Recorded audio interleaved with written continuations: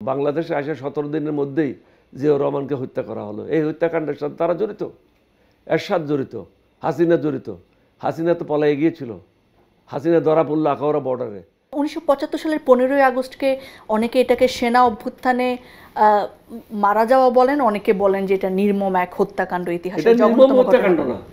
আপনি দেখেন নাই, আপনি হয়তো জানেন না, আপনার আব্বা আম্মাকে জিজ্ঞাসা করবেন। পুরো বাংলাদেশের লোকেরা রাস্তায় নেমে উল্লাস করেছে, মিষ্টি বিতরণ করেছে যে নমরুদের হাত থেকে দেশ মুক্ত হয়েছে।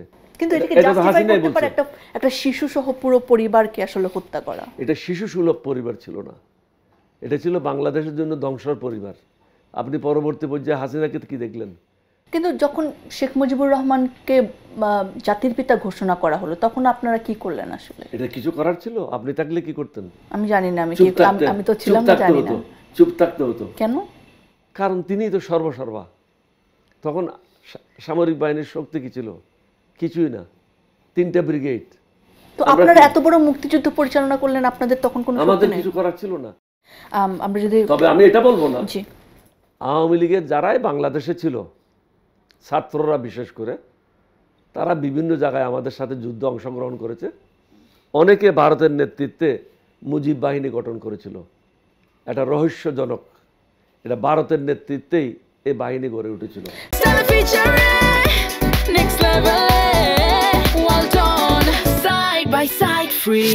কিন্তু যখন শেখ মুজিবুর রহমানকে জাতির পিতা ঘোষণা করা হলো তখন আপনারা কি করলেন আসলে? এটা কিছু করার ছিল? আপনি থাকলে কি করতেন? আমি জানি না, আমি তো ছিলাম না, জানি না।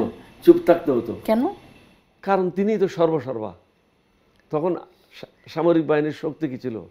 কিছুই না, 3টা ব্রিগেড। তো আপনারা এত বড় মুক্তিযুদ্ধ পরিচালনা করলেন, আপনাদের তখন কোনো আমাদের কিছু করার ছিল না। একজনই শুধু বলেছিল, চট্টগ্রাম এখন কক্সবাজার, চকরিয়া বাড়ি, খুব ব্রিলিয়ান্ট অফিসার জিয়াউদ্দিন, তিনি বলেছিল উইল ব্রেক নট ব্যান্ড, আমরা ভেঙে যাব কিন্তু তোমার সামনে আমরা ঝুঁকবো না। তো কি করলো? তাকে চাকরি থেকে বের করে দিল। তো তার পরিণতি কি হলো? তাকে হত্যা করলো। কারা হত্যা করলো? মুক্তিযোদ্ধারা। কি জন্য হত্যা করলো? কারণ দেখলো যে দেশটা বিক্রি করে দিচ্ছে ভারতের কাছে। তো 1975 সালের 15ই আগস্টকে অনেকে এটাকে সেনা অভ্যুত্থানে মারা যাওয়া বলেন, অনেকে বলেন যে এটা নির্মম এক হত্যাকাণ্ড, ইতিহাসের নির্মম হত্যাকাণ্ড না। আপনি দেখেন নাই, আপনি হয়তো জানেন না, আপনার আব্বা আম্মাকে জিজ্ঞাসা করবেন। পুরো বাংলাদেশের লোকেরা রাস্তায় নেমে উল্লাস করেছে, মিষ্টি বিতরণ করেছে যে নমরুদের হাত থেকে দেশ মুক্ত হয়েছে। কিন্তু এটাকে জাস্টিফাই করতে পারে একটা শিশু সহ পুরো পরিবারকে আসলে হত্যা করা। এটা শিশু সুলভ পরিবার ছিল না, এটা ছিল বাংলাদেশের জন্য ধ্বংসর পরিবার। আপনি পরবর্তী পর্যায়ে হাসিনাকে কি দেখলেন? হাসিনা জার্মানিতে ছিল, তিনি ওখান থেকে হুমায়ুন রশিদ সাহেব, যিনি পরবর্তী পর্যায়ে স্পিকার হলেন, তার সাহায্যে ভারতে চলে আসলো নেগোসিয়েশন করে।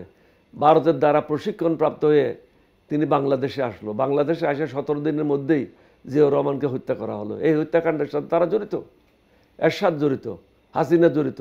হাসিনা তো পলায়ে গিয়েছিল, হাসিনা ধরা পড়লো আখাউড়া বর্ডারে। সাজেদা চৌধুরী এবং হাসিনা দুজনে ধরা পড়লো আখাউড়া বর্ডারে। আমরা তাদের সম্মানের জন্য এটা প্রকাশ করি নাই সেদিন।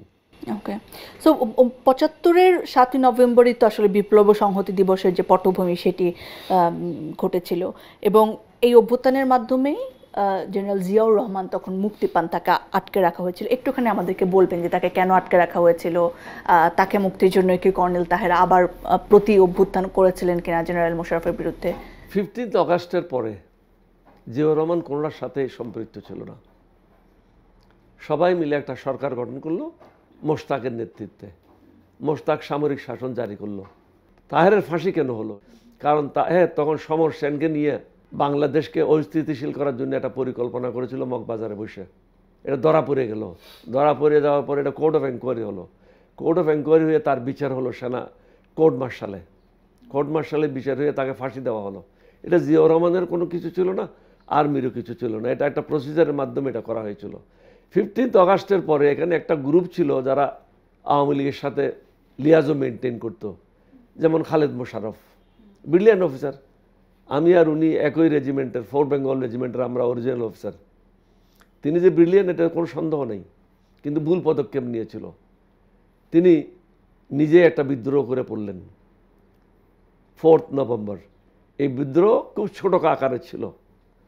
জিয়াউর রহমানকে বন্দি করলো, এবং তিনি নিজেই ব্রিগেডিয়ার থেকে মেজর জেনারেল র্যাঙ্ক নিজেই পড়লেন এবং দায়িত্বভার গ্রহণ করলেন। জিয়াউর রহমানকে বন্দী করার উদ্দেশ্য কি ছিল, কেন করলেন? উদ্দেশ্য ছিল কারণ জিয়াউর রহমান সরকারের কাছে গ্রহণযোগ্য ছিল, সমগ্র দেশবাসীর কাছে গ্রহণযোগ্য ছিল, সেনাবাহিনীর কাছে গ্রহণযোগ্য ছিল, যেটার প্রতিফলন আপনি দেখতে পাচ্ছেন 7ই নভেম্বরে। গ্রহণযোগ্য ছিল বিদায় 7ই নভেম্বর সংগঠিত হয়েছিল। কারণ সবাই মনে করলো ওয়ান মিস্টার তাহেরের কাছে দেশ হস্তান্তর করে ভারতের অঙ্গরাজ্যে পরিণত বাংলাদেশ হবে না।